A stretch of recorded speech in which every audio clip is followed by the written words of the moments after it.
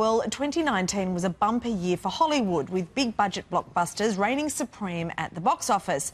But did you realise the most successful films of the year were all reboots, remakes or sequels? So I guess it shouldn't come as a surprise to learn that 2020 is shaping up as another big year for reboots. But what is it that really audiences want? This report from Weekend Sunrise movie man Jason Jabba Davis begins with your first look at the new Fast and Furious trailer.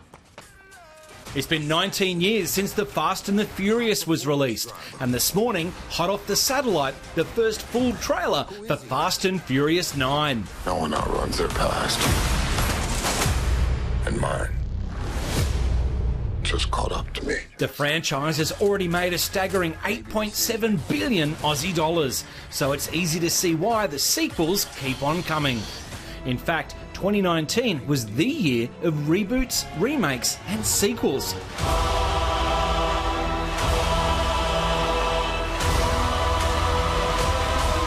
Avengers Endgame was the highest grossing film of 2019 and of all time, making $4.1 billion. When you look at last year's worldwide box office takings, not a single top 10 film was an original story. And it looks like 2020 is going to be more of the same. Studios throw all of their marketing might behind these big sequel, reboot, franchise films because they spent a lot of money making them. If they're going to spend $200 million on a big project, they want to know that there is a built-in fan base who are going to turn up on opening day or on opening weekend and give them a big box office success. After the success of The Lion King and Aladdin, Disney is remaking more of its animated classics, starting with Mulan. Loyal, brave, and true. It is my duty to protect my family. The film is different from the original, with a story much closer to the Chinese legend. And that's not all, with a remake of Bambi now confirmed.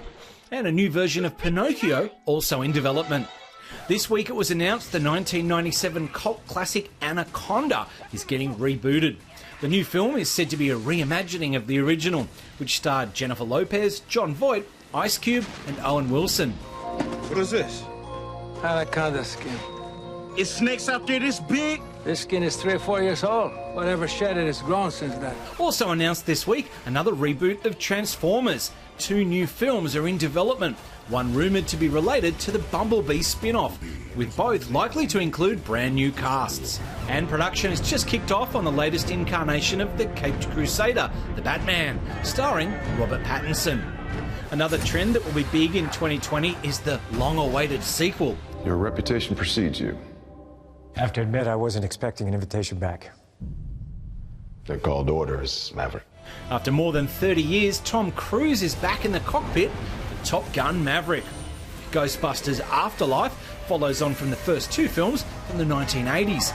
And Eddie Murphy returns for the sequel to 1988's Coming to America. It is that formula of getting the original stars, not having exhausted them with so many sequels one after another, like Lethal Weapon 5 will be. And people will turn out because they're interested, they still like those movie stars, they're still interested in those characters, but they haven't been saturated. This month, Bad Boys for Life was a big hit at the box office 17 years after the second film. And now a 4th film has been locked in. But success definitely isn't guaranteed. Robert Downey Jr.'s Dolittle reboot bombed spectacularly, and there have been plenty of other failures too. Terminator Dark Fate was a big disappointment, Charlie's Angels didn't do very well, and Men in Black International was a big disappointment. And I think part of that is they're known franchises, but they sort of rebooted them with new stars. And the appeal of these movies is nostalgia. So whether you're a fan of films going back to the future or prefer a bit more originality on the big screen, it seems Hollywood is sticking to the same script for 2020. Wow, that looks good.